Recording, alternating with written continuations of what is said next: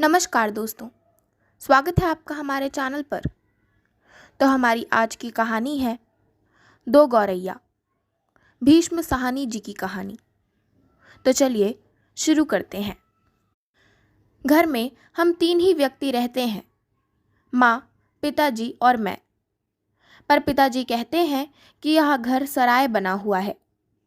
हम तो जैसे यहाँ मेहमान हैं। घर के मालिक तो कोई दूसरे ही हैं। आंगन में आम का पेड़ है। तरह तरह के पक्षी उस पर डेरा डाले रहते हैं।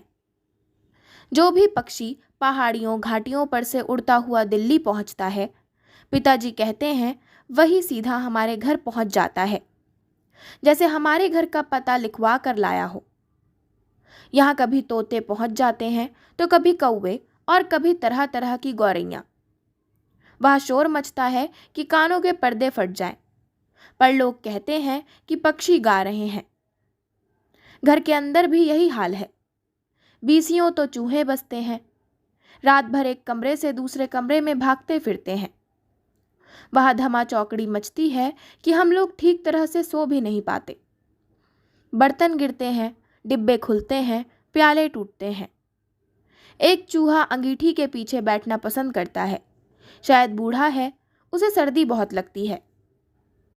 एक दूसरा है जिसे बाथरूम की टंकी पर चढ़कर बैठना पसंद है, उसे शायद गर्मी बहुत लगती है। बिल्ली हमारे घर में रहती तो नहीं, मगर घर उसे भी पसंद है और वह कभी कभी झांक जाती है। मनाया तो अंदर आकर दूध पी गई, ना मनाया तो बाहर से ही फिर आऊंगी कहकर चली जाती है। शाम होते ही दो तीन चमगादड़ कमरों के आर पार पर फैलाए कसरत करने लगते हैं। घर में कबूतर भी हैं। दिन भर गुटर गू का संगीत सुनाई देता रहता है। इतने पर ही बस नहीं, घर में छिपकलियां भी हैं और बर्रे भी हैं, और चींटियों की तो जैसे फौज ही छावनी डाले हुए है। अब एक दिन दो गौरैया सीधी अंदर घुस आईं और बिना पूछे उड़ उड़कर मकान देखने लगी। पिताजी कहने लगे कि मकान की निरीक्षण कर रही हैं कि उनके रहने योग्य है या नहीं। कभी वे किसी रोशनदान पर जा बैठती तो कभी खिड़की पर, फिर जैसे आई थीं वैसे ही उड़ भी गईं। पर 2 दिन बाद हमने क्या देखा कि बैठक की छत में लगे पंखे के गोले में उन्होंने अपना बिछावन बिछा लिया है और सामान भी ले आई हैं और मज़े से दोनों बैठी गाना गा रही हैं। जाहिर है उन्हें घर पसंद आ गया था। माँ और पिताजी दोनों सोफे पर बैठे उनकी ओर देखे जा रहे थे। थोड़ी देर बाद माँ सिर हिलाकर बोली, अब तो ये नहीं उड़ेंगी। पहले इन्हें उड़ा देते तो उड़ जाती, अब तो इन्होंने यहाँ घोंसला बना लिया है। इस पर पिताजी को गुस्सा आ गया। वह उठ खड़े हुए और बोले, देखता हूँ ये कैसे यहाँ रहती हैं। गौरैया मेरे आगे क्या चीज़ है, मैं अभी निकाल बाहर करता हूँ। छोड़ो जी, चूहों को तो निकाल नहीं पाए, अब चिड़ियों को निकालेंगे, माँ ने व्यंग्य से कहा। माँ कोई बात व्यंग्य में कहे तो पिताजी उबल पड़ते हैं। वह समझते हैं कि माँ उनका मजाक उड़ा रही हैं। वह फौरन उठ खड़े हुए और पंखे के नीचे जाकर जोर से ताली बजाई और मुंह से शू शू कहा। बाहें झुलाईं, फिर खड़े खड़े कूदने लगे। कभी बाहें झुलाते, कभी शू शू करते। गौरैयों ने घोंसले में से सिर नीचे निकालकर देखा और दोनों एक साथ चींची करने लगी और माँ खिलखिलाकर हंसने लगी। पिताजी को गुस्सा आ गया। इसमें हंसने की क्या बात है? माँ को ऐसे मौक़ों पर हमेशा मजाक सूझता है। हंसकर बोली, चिड़िया एक दूसरे से पूछ रही हैं कि यह आदमी कौन है और नाच क्यों रहा है। तब पिताजी को और भी ज्यादा गुस्सा आ गया और वह पहले से भी ज्यादा ऊंचा कूदने लगे। गौरैया घोंसले में से निकलकर दूसरे पंखे के डैने पर जा बैठी। उन्हें पिताजी का नाचना जैसे बहुत पसंद आ रहा था। माँ फिर हंसने लगी, ये निकलेंगी नहीं जी, अब इन्होंने अंडे दे दिए होंगे। निकलेंगी कैसे नहीं, पिताजी बोले और बाहर से लाठी उठा लाए। इसी बीच गौरैया फिर घोंसले में जा बैठी थी। उन्होंने लाठी ऊंची उठाकर पंखे के गोले को ठकोरा। ची ची करती गौरैया उड़कर पर्दे के डंडे पर जा बैठी। इतनी तकलीफ करने की क्या जरूरत थी, पंखा चला देते तो ये उड़ जाती, माँ ने हंसकर कहा। पिताजी लाठी उठाए पर्दे के डंडे की ओर लपके। एक गौरैया उड़कर किचन के दरवाजे पर जा बैठी, दूसरी सीढ़ियों वाले दरवाजे पर। माँ फिर हंस दी। तुम तो बड़े समझदार हो जी, सभी दरवाजे खुले हैं और तुम गौरैयों को बाहर निकाल रहे हो। एक दरवाज़ा खुला छोड़ो, बाकी दरवाजे बंद कर दो, तभी ये निकलेंगी। अब पिताजी ने मुझे झिड़क कर कहा, तू खड़ा क्या देख रहा है, जा दोनों दरवाजे बंद कर दे। मैंने भाग कर दोनों दरवाजे बंद कर दिए, केवल किचन वाला दरवाज़ा खुला रहा। पिताजी ने फिर लाठी उठाई और गौरैयों पर हमला बोल दिया। एक बार तो झूलती लाठी माँ के सिर पर लगते लगते बची। चींची करती चिड़िया कभी एक जगह तो कभी दूसरी जगह जा बैठती। आखिर दोनों किचन की ओर खुलने वाले दरवाजे में से बाहर निकल गईं। माँ तालियां बजाने लगी। पिताजी ने लाठी दीवार के साथ टिका कर रख दी और छाती फैलाए कुर्सी पर आ बैठे। आज दरवाजे बंद रखो, उन्होंने हुक्म दिया। एक दिन अंदर नहीं घुस पाएंगी तो घर छोड़ देंगी। तभी पंखे के ऊपर से चींची की आवाज़ सुनाई पड़ी और माँ खिलखिलाकर हंस दी। मैंने सिर उठाकर ऊपर की ओर देखा। दोनों गौरैया फिर से अपने घोंसले में मौजूद थीं। दरवाजे के नीचे से आ गई हैं, माँ बोली। मैंने दरवाजे के नीचे देखा। सचमुच दरवाजों के नीचे थोड़ी थोड़ी जगह खाली थी। पिताजी को फिर गुस्सा आ गया। माँ मदद तो करती नहीं थी, बैठी हंसी जा रही थी। अब तो पिताजी गौरैयों पर पिल पड़े। उन्होंने दरवाजों के नीचे कपड़े ठूस दिए ताकि कहीं कोई छेद बचा नहीं रह जाए, और फिर लाठी झुलाते हुए उन पर टूट पड़े। चिड़िया चींची करती फिर बाहर निकल गईं, पर थोड़ी ही देर बाद वे फिर कमरे में मौजूद थीं। अब की बार वे रोशनदान में से आ गई थीं, जिसका एक शीशा टूटा हुआ था। देखो जी, चिड़ियों को मत निकालो, माँ ने अब की बार गंभीरता से कहा। अब तो इन्होंने अंडे भी दे दिए होंगे, अब ये यहाँ से नहीं जाएंगी।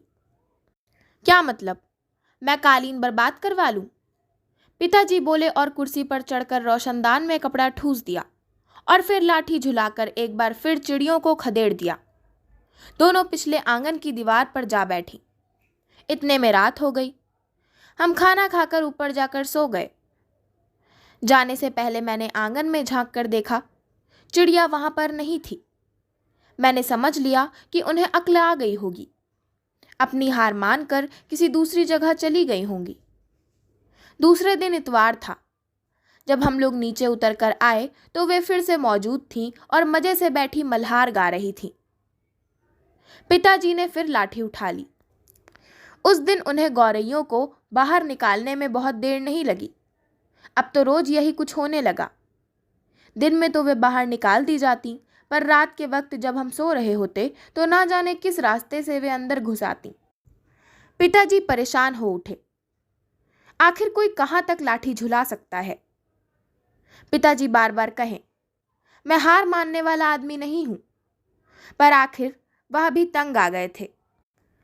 आखिर जब उनकी सहनशीलता चूक गई तो वह कहने लगे कि वह गौरैयों का घोंसला नोचकर निकाल देंगे, और वह फौरन ही बाहर से एक स्टूल उठा लाए। घोंसला तोड़ना कठिन काम नहीं था। उन्होंने पंखे के नीचे फर्श पर स्टूल रखा और लाठी लेकर स्टूल पर चढ़ गए। किसी को सचमुच बाहर निकालना हो तो उसका घर तोड़ देना चाहिए, उन्होंने गुस्से से कहा। घोंसले में से अनेक तिनके बाहर की ओर लटक रहे थे। गौरैयों ने सजावट के लिए मानो झालर टांग रखी हो। पिताजी ने लाठी का सिरा सूखी घास के तिनकों पर जमाया और दाईं ओर को खींचा। दो तिनके घोंसले में से अलग हो गए और फरफराते हुए नीचे उतरने लगे। चलो, 2 तिनके तो निकल गए, माँ हंसकर बोली। अब बाकी 2000 भी निकल जाएंगे। तभी मैंने बाहर आंगन की ओर देखा और मुझे दोनों गौरैया नजर आईं। दोनों चुपचाप दीवार पर बैठी थीं।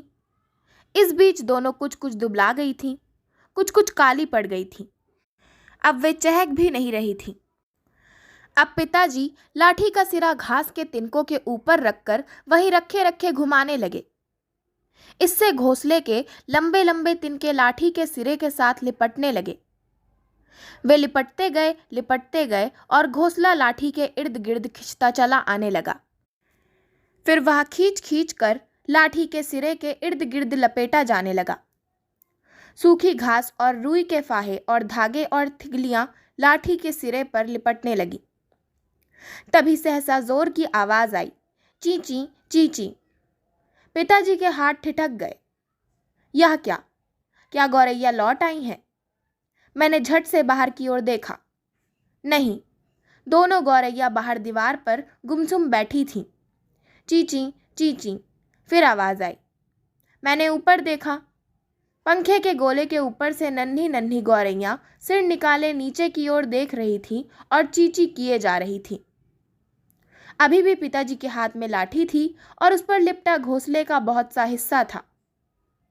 नन्ही नन्ही दो गौरैया वे अभी भी झांके जा रही थी और चींची करके मानो अपना परिचय दे रही थी कि हम आ गई हैं। हमारे माँ बाप कहाँ हैं? मैं अवाक उनकी ओर देखता रहा। फिर मैंने देखा पिताजी स्टूल पर से नीचे उतर आए हैं और घोंसले के तिनकों में से लाठी निकालकर उन्होंने लाठी को एक ओर रख दिया है और चुपचाप कुर्सी पर आकर बैठ गए हैं।